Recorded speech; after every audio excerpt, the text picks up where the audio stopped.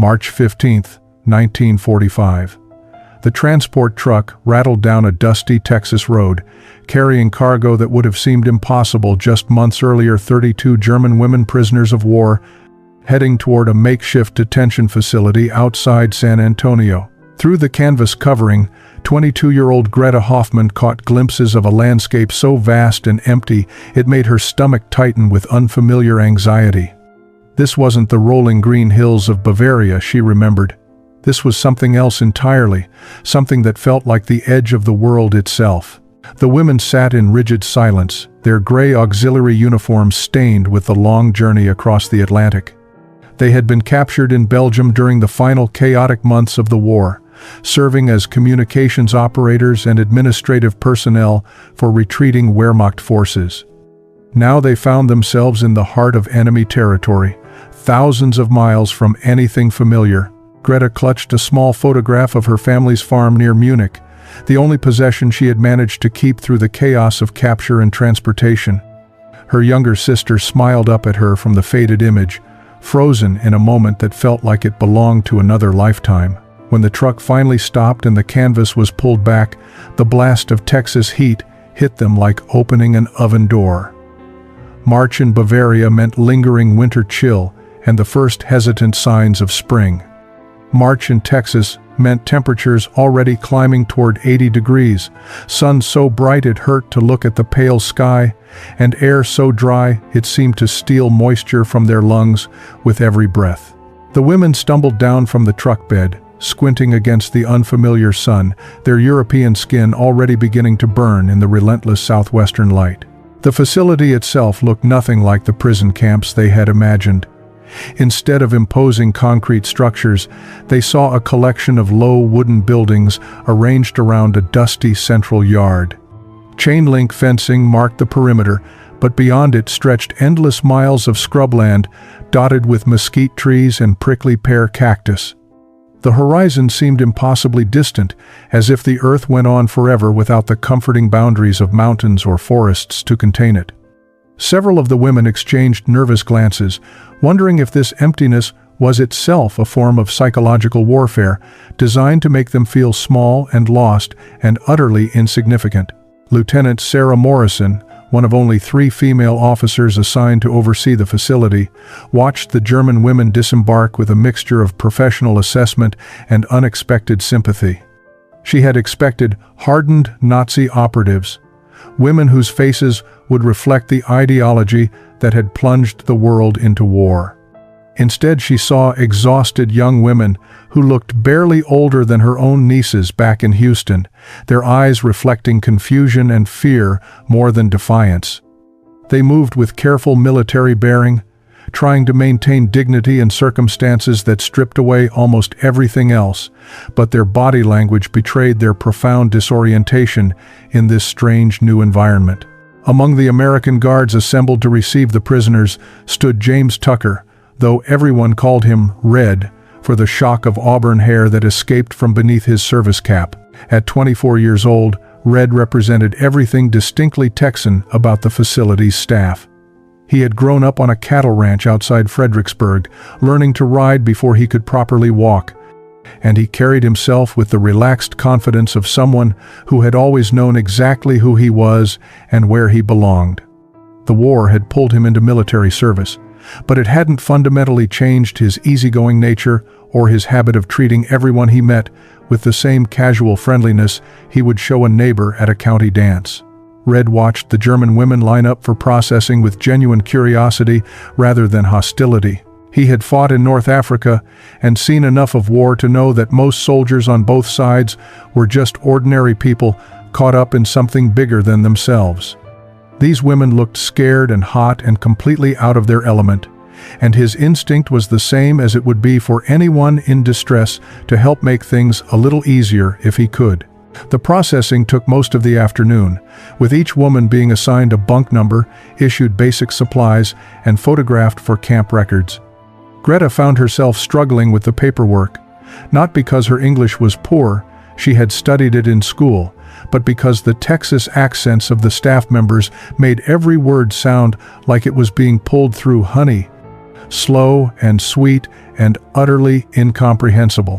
When the clerk asked her something she couldn't understand, she simply nodded, hoping it was the appropriate response, while feeling her cheeks burn with embarrassment at her inability to communicate. By late afternoon, the women were being shown to their barracks, each carrying an armload of blankets, toiletries, and basic necessities. Greta struggled with her bundle, the unfamiliar weight awkwardly distributed in her tired arms. She had been traveling for 3 days with minimal sleep, and the Texas heat had sapped what little energy she had left.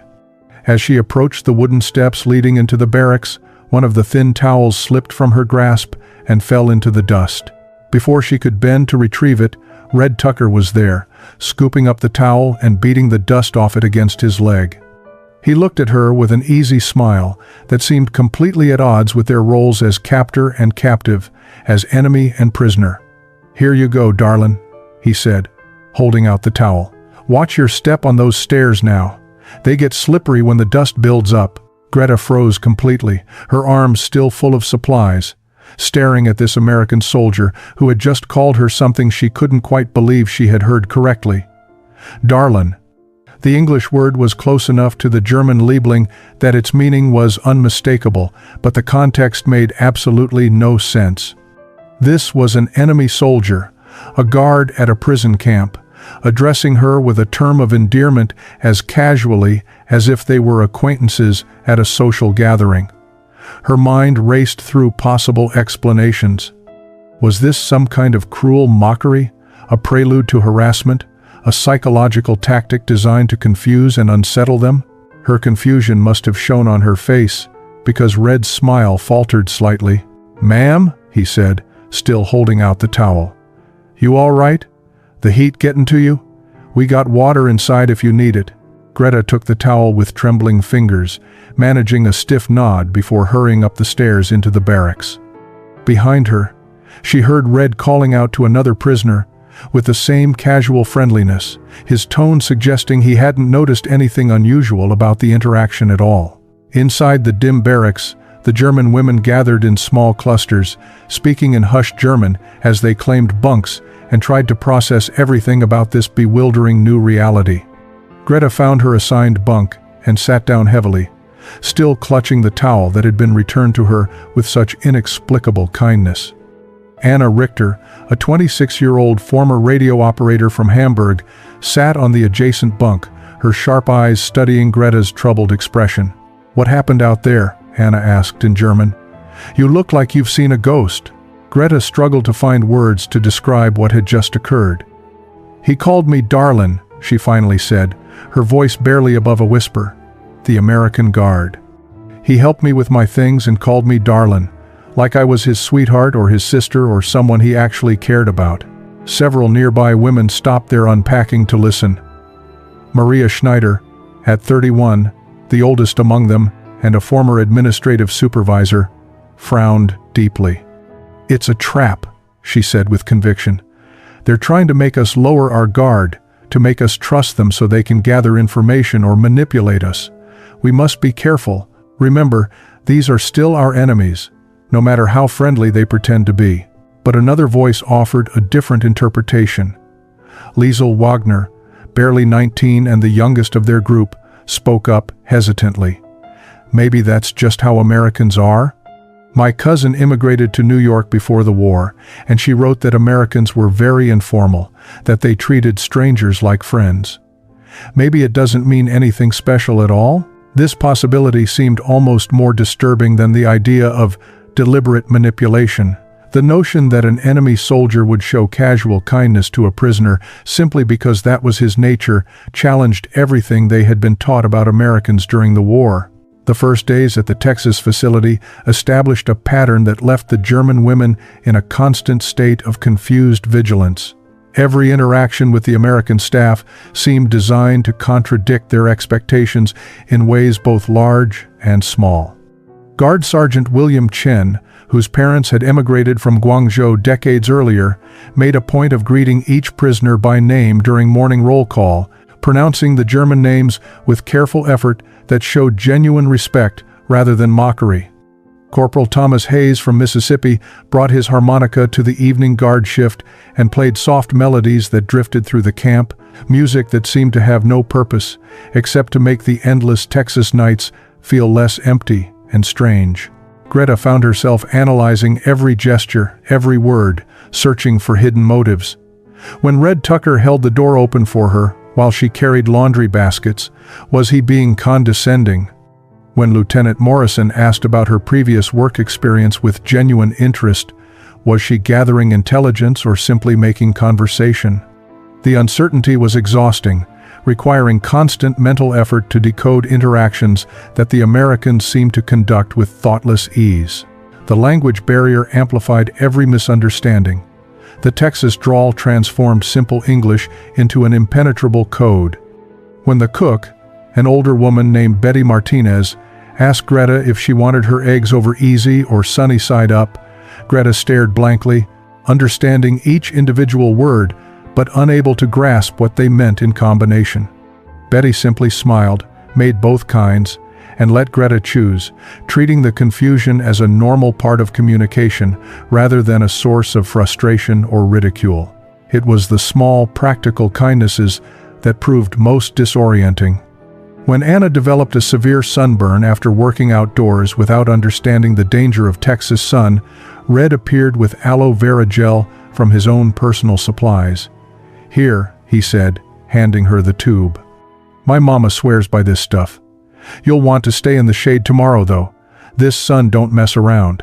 Anna accepted the gel with suspicion, certain there must be some catch, some expectation of reciprocity or submission.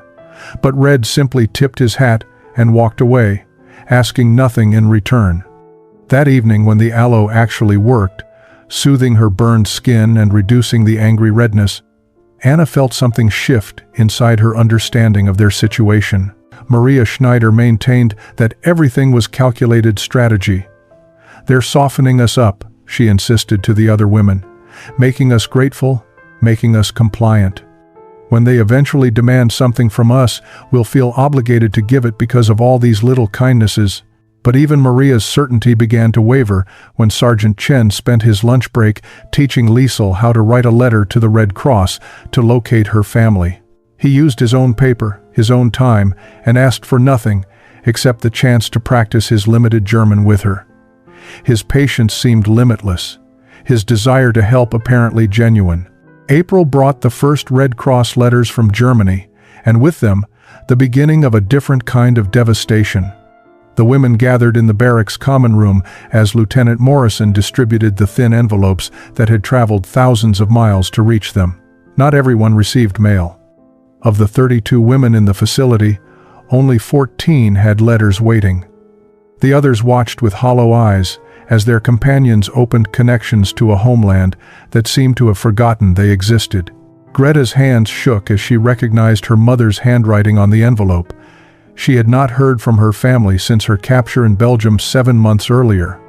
The uncertainty had been its own special torture, not knowing whether her parents and sister still lived, whether their farm still stood, whether the life she remembered even existed anymore. She carried the letter to her bunk and sat with it unopened for nearly an hour, afraid of what truth might be contained in those folded pages. When she finally opened it, the words swam before her eyes. Her mother's handwriting, usually so precise and elegant, wobbled across the page as if written by someone whose hand could barely hold the pen steady. The letter was dated February 10th, 1945, which meant it had taken 2 months to reach Texas. Her mother wrote of Allied bombing raids that had devastated Munich, of their farm somehow surviving while the city around it burned. Her father had been conscripted into the Volkssturm, the last desperate militia of old men and boys defending Germany's collapsing borders. They had heard nothing from him in 3 weeks. The most devastating paragraph came near the end. "Your sister Karen joined the Bund Deutscher Mädel Youth Service last year," her mother wrote. "She was sent to Berlin to help with war production. We received word in January that the factory where she worked was destroyed in a bombing raid. They found her identification papers in the rubble, but not her body. We do not know if she escaped or if she is among the uncounted dead. We hope, but hope costs so much energy that we have little left for anything else. Greta read these words 3 times before their meaning fully penetrated her consciousness. Her baby sister, who had been 15 years old when Greta last saw her, who had loved flowers and music and silly romantic novels, might be dead. Or might be alive somewhere in the chaos of collapsing Germany, with no way to contact her family, no way to let them know she had survived. The uncertainty felt worse than confirmed death, a wound that could never properly heal because it never properly closed. Around the barracks, similar scenes of grief played out in quiet German murmurs. Anna received news that her entire neighborhood in Hamburg had been destroyed in firestorm bombings, her family's whereabouts unknown. Liesel learned that her father had died of pneumonia during the brutal winter, unable to get proper medical care in a country where hospitals were overwhelmed and medicine was scarce. Maria discovered that her husband, a Wehrmacht officer, was missing in action on the Eastern Front, almost certainly dead or captured by Soviet forces. The personal grief of lost families and destroyed homes created a somber atmosphere throughout the camp, but the American staff responded with unexpected sensitivity. Red brought Greta a cup of coffee the morning after she received her letter, saying nothing, just setting it down beside her with a gentle nod that acknowledged her pain without demanding she explain it. Lieutenant Morrison allowed the women extra time for writing letters, understanding that maintaining connection with whatever remained of their homeland had become a psychological necessity. But it was the arrival of American newspapers in late April that transformed their understanding of everything they thought they knew about the war. Sergeant Chen had been bringing newspapers to the camp for weeks, partly to help the women improve their English, partly because he believed they deserved to understand the world events that had shaped their captivity. Most days, the women struggled through articles about political developments and military movements, their limited English making the reading tedious and often confusing. Then came the photographs from Bergen-Belsen, from Dachau, from Buchenwald. The images were grainy, but unmistakable. Skeletal bodies stacked like cordwood. Survivors who looked more like animated corpses than living human beings. Mass graves being excavated by Allied soldiers who wore expressions of horror that transcended any language barrier. The accompanying articles described systematic murder on a scale that seemed impossible, industrial processes designed for the efficient killing of millions of human beings. Greta sat in the barracks common room, the newspaper spread before her on a wooden table, staring at photographs that her mind struggled to accept as real. This was Germany. Her Germany. The country of Goethe and Beethoven, of Christmas markets and mountain villages, of orderly streets and proud traditions. How could the same nation that produced such beauty have also produced this industrialized nightmare? Anna found her there, drawn by the sound of Greta's sharp intake of breath. She looked over Greta's shoulder at the newspaper and went completely still. "That can't be real," she whispered in German. "That's propaganda. The Allies are trying to make us look like monsters to justify what they've done to our cities." But more newspapers arrived over the following days, from different sources, with different perspectives, all telling the same horrifying story. British papers, American papers, even Swedish neutral sources reported the same evidence. Testimonies from survivors described years of systematic abuse, starvation, medical experiments, and mass murder. The numbers were incomprehensible. Millions, not thousands, not tens of thousands, but millions of people deliberately killed in camps that had operated throughout the war, while ordinary Germans claimed they knew nothing. The women gathered around these newspapers like people examining evidence of their own crimes, searching desperately for some explanation that would allow them to maintain their understanding of who they were and what they had served. Maria, who had been so certain about American manipulation, sat with tears streaming down her face as she read accounts from liberated camps. "I didn't know," she kept repeating in German. "We didn't know. How could we not have known?" Liesel threw up after seeing the photographs, her young mind unable to process the reality of such systematic cruelty.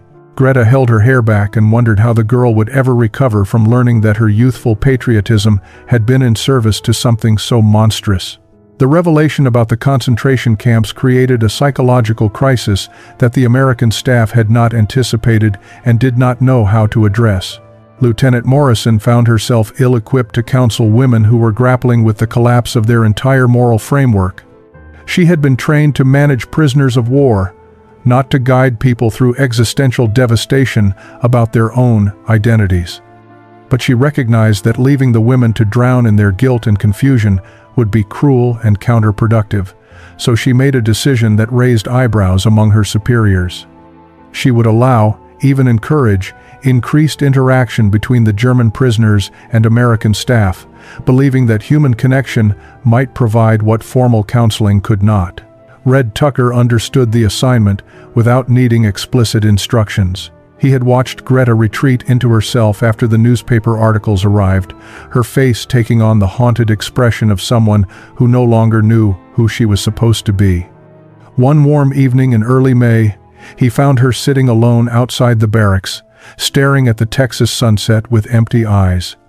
The sky was performing its evening spectacle, bands of orange and pink and purple stretching across the horizon in a display that never failed to move him, even after seeing it thousands of times.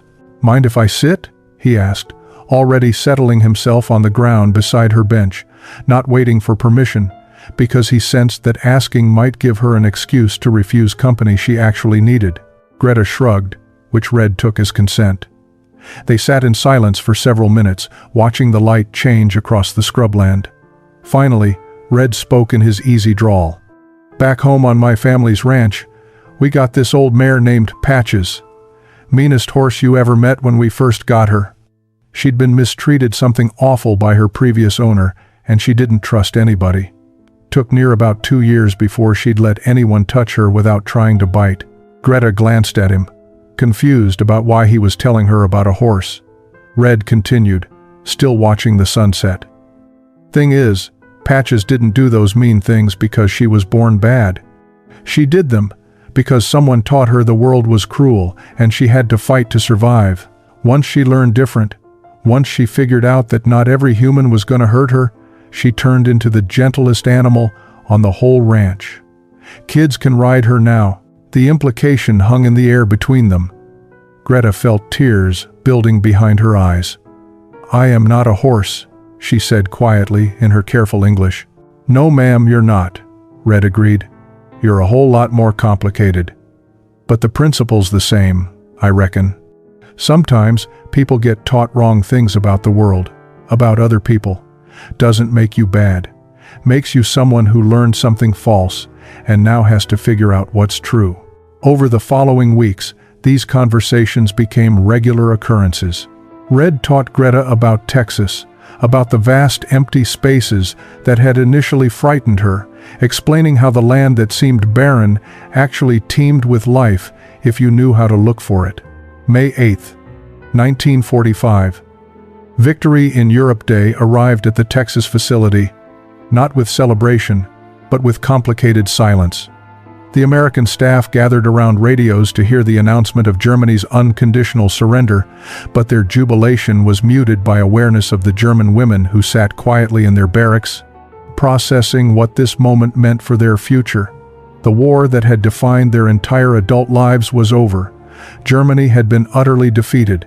The question now was what came next. Within days, official communications arrived from Washington regarding repatriation procedures.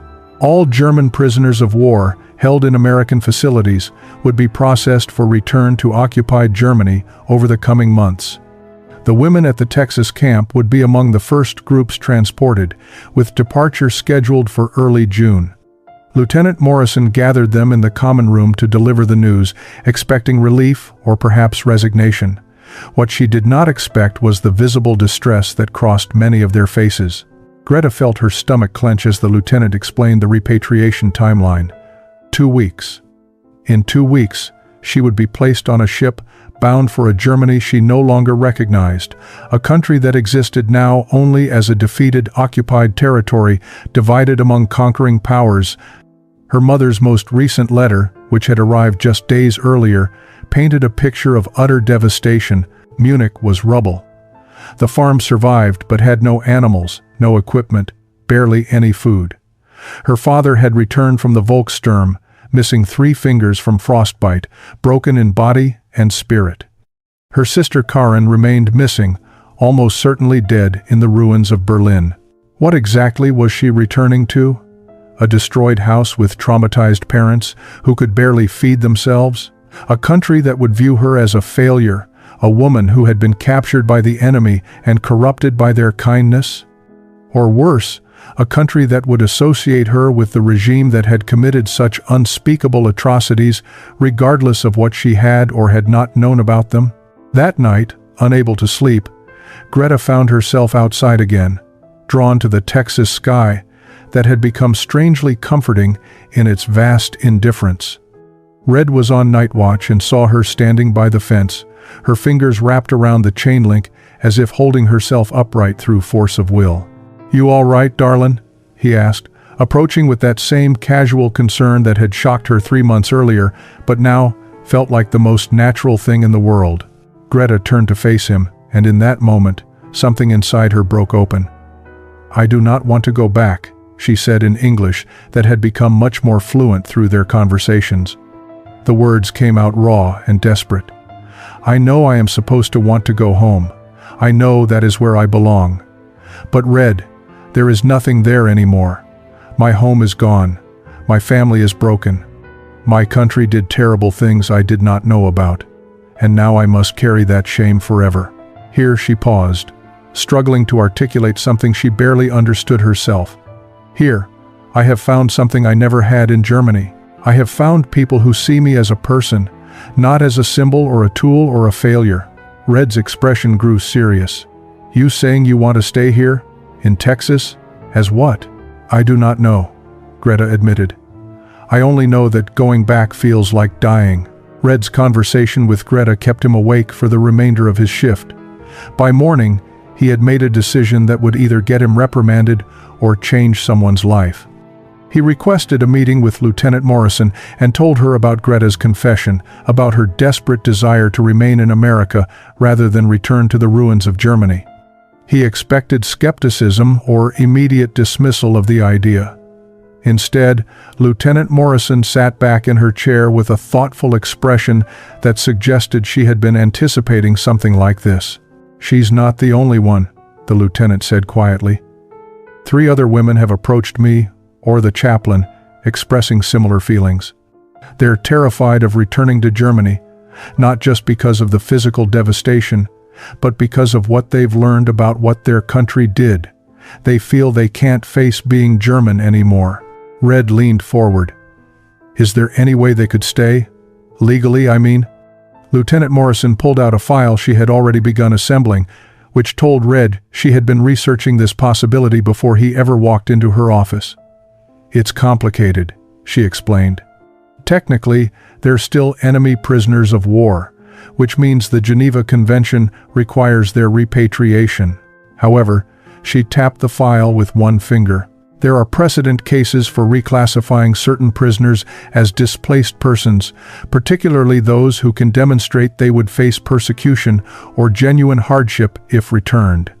Given the chaos in occupied Germany and the fact that some of these women have literally no homes or families to return to, there might be grounds for special consideration." Over the following week, Lieutenant Morrison worked channels that Red didn't fully understand, communicating with officials in Washington and consulting with immigration attorneys. Meanwhile, word spread through the camp about the possibility of staying, creating a division among the women that revealed the depth of their internal struggles. Maria Schneider argued passionately that they had a duty to return to Germany to help rebuild what had been destroyed. "Running away to America is cowardice," she told the assembled women in their barracks. "Germany needs us now more than ever. Who will rebuild our country if everyone who can leave simply abandons it?" But Anna Richter countered with equal passion. "What Germany needs is to fundamentally change, not just rebuild the same structures that allowed such evil to flourish. Maybe the best thing some of us can do is show that Germans can become something different, that we can learn from our enemies and become better people." The debate raged through quiet German conversations during meals, during work details, during the long evening hours when they had nothing to do but confront their impossible choices. Liesel, the youngest, cried almost constantly, torn between longing for her homeland and terror of returning to a place where her father was dead and her future looked hopeless. June 15, 1945 arrived with the weight of finality hanging over the Texas facility. The transport trucks that would carry departing prisoners to the port in Galveston sat waiting in the yard, their engines quiet, but their presence impossible to ignore. Of the 32 German women who had arrived 3 months earlier, 23 had chosen repatriation. They stood in the morning sun with their meager belongings, faces reflecting mixtures of relief, anxiety, and determination. They were returning to uncertainty, but it was their uncertainty, in their homeland, among their own people.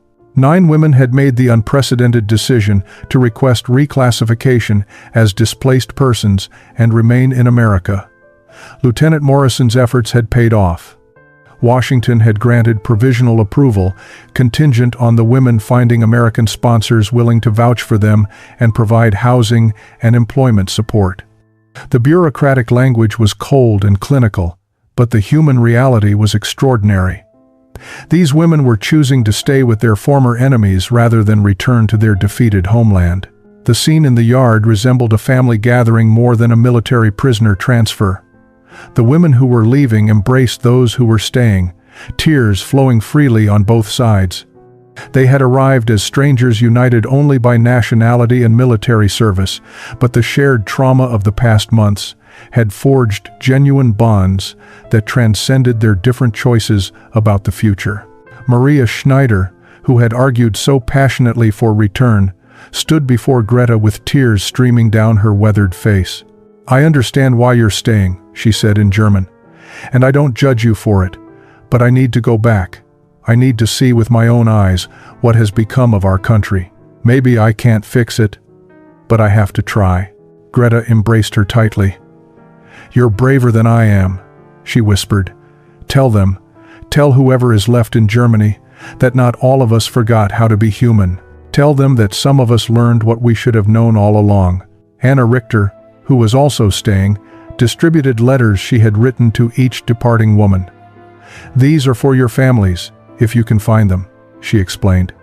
Letters telling them that we were treated with kindness here, that Americans showed us mercy we didn't deserve. Maybe it will help when Germany and America have to learn to live in the same world again. Red Tucker stood at attention with the other guards as the women boarded the trucks, but Greta saw him wipe at his eyes when he thought no one was watching.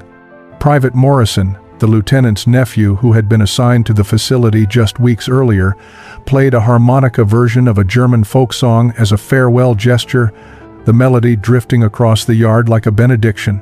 The trucks rumbled to life and pulled away, carrying 23 women toward an uncertain future in a devastated homeland.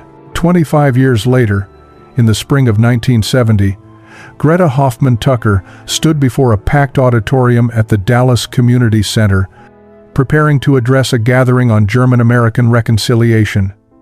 At 47 years old, she carried herself with the quiet confidence of someone who had traveled an impossible distance from who she once was. Her English now flowed without accent, though careful listeners could still detect the faint music of Bavaria in certain vowels. Beside her in the front row sat Red Tucker, her husband of 22 years, their 3 children, fidgeting with typical teenage impatience at having to attend another one of their mother's speeches.